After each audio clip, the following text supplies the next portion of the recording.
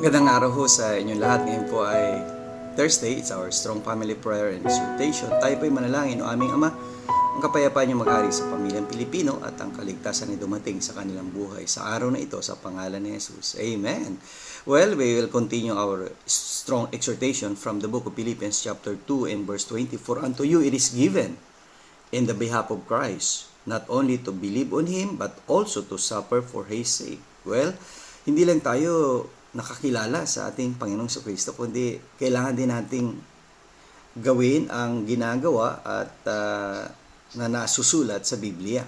Yung mga patutuo, yung mga buhay ng mga naunang mananampalataya sa atin na sila nagpapahayag ng mabuting balita at sila humahayo at nagtuturo ng mga aral mula sa salita ng Diyos. Nawa, ang bawat isa na nakakilala sa Panginoong Kristo ngayong Pasko ay bahagi natin na si Yesu Kristo lamang ang tagapagligtas. See you again tomorrow sa ating strong family prayer and exhortation.